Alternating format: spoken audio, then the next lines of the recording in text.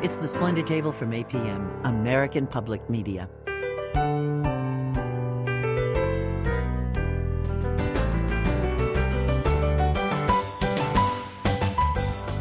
I'm Lynn Rossetto Casper. Today we talk to an inventive musician in Austria who may be throwing a monkey wrench into winemaking.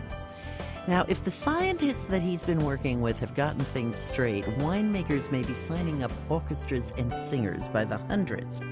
And those companies that rework wines to duplicate high-scoring vintages, well, they just might have to find another line of work.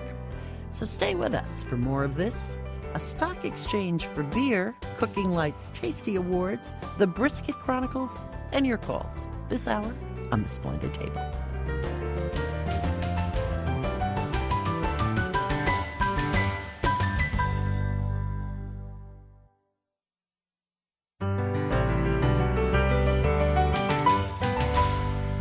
This is the Splendid Table from APM, American Public Media, the show for people who love to eat.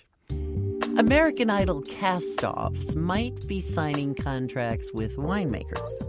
Why? Because a French horn player and wine lover in Austria created something that might rock the wine world.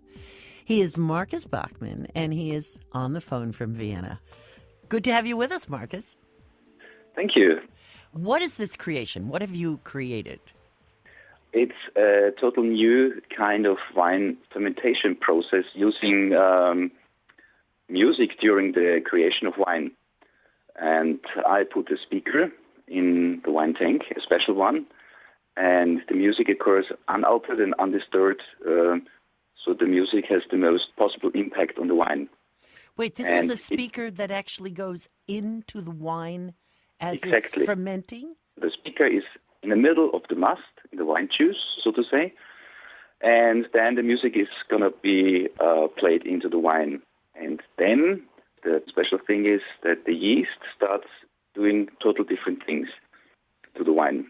Now, I think I better explain one thing, that the way wine is made is the juice is pressed, right? And that's called the must. And then yeast is added to the must to encourage fermentation. And it's been proven that, right, Markus, that music does affect plants. And yeast is essentially a plant.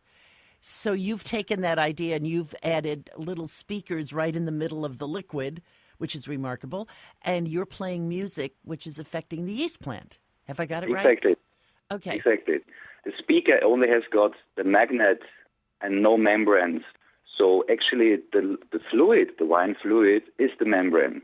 So everything that comes out of this middle magnet, the sound, it's audible, you can hear it, and it mixes the yeast due to the movements of the waves. The yeast doesn't have to use energy to go and eat.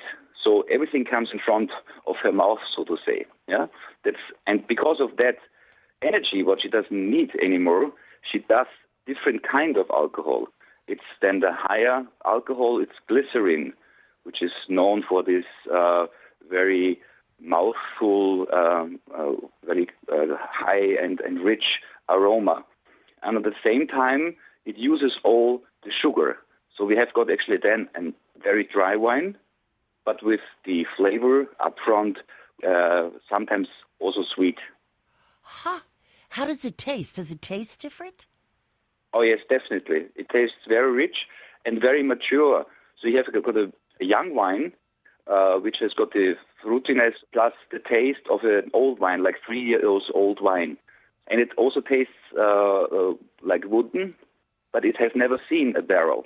Because due to that the sugar is out, you have much more flavors coming out. Normally, the problem is that you have too much sugar in a wine. Right. So if a very pure, rich wine, and like we say, like the windows, if you turn a glass, you're going to see only one big window and not dripping down a lot of drops.